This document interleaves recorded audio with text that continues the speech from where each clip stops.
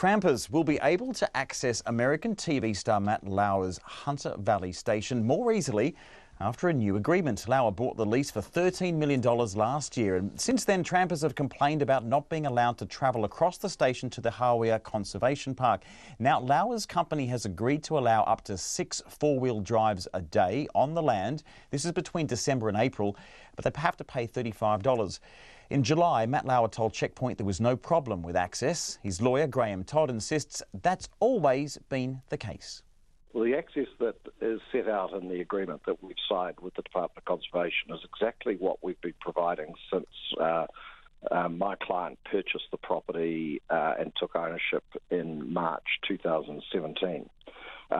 So what we've done in terms of the agreement is just spell it out for everybody. What is the access that we're willing to be agreed to provide in terms of the Overseas Investment Office conditions, which we've had to comply with anyway, and the access that we've agreed in addition to that to provide.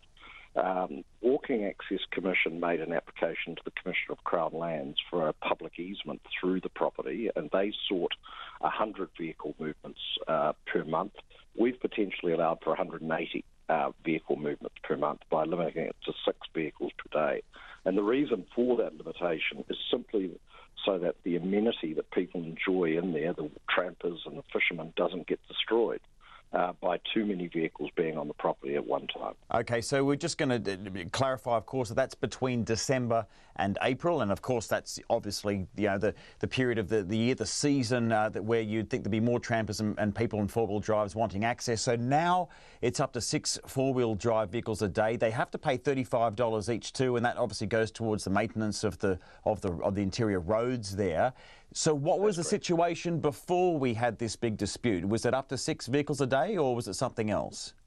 Well, look, I can't speak for what was going on before we purchased the property, but since we took over the property, we have allowed, for those people that have requested access through there, that access has been granted.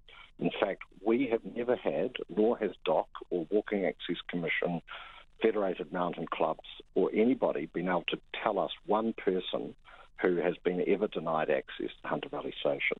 Now, that's the facts of the matter, and I specifically asked those organisations to put me in touch with people who had been denied access, and they couldn't tell me one person.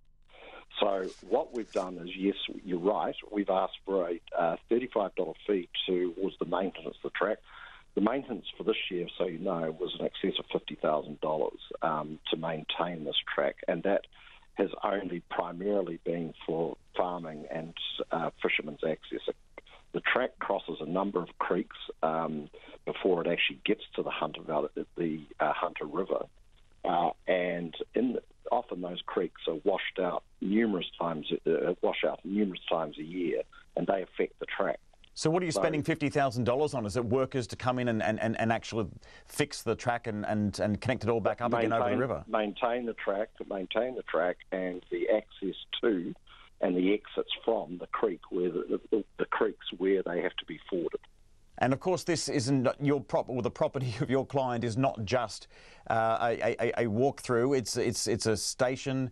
It's a farm. There's movement of stock, and I think according to this agreement, there will not be access in the lambing season. That's pretty much coming up now, isn't it? Between October and December, just so people are aware, they cannot access at all this property during that fairly broad window. Obviously, for the sake of the stock and the business that's going on the property. Well, such conditions are not unusual. For example, the Mount Roy track near Wanaka is closing this weekend for lambing season.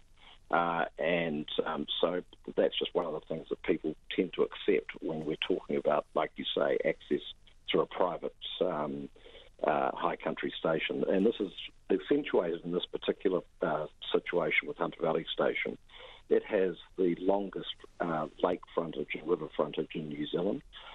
It's some 46 kilometres from the homestead to the top of the station, to the Hawea Conservation Park, and that's a 4.5-hour drive each way. So this is not a track where you go for just a Sunday afternoon drive. This is a serious drive. That's Graham Todd, Matt Lauer's lawyer, after the deal was struck with the Department of Conservation, in his words, clarifying arrangements around access to Hunter Valley Station.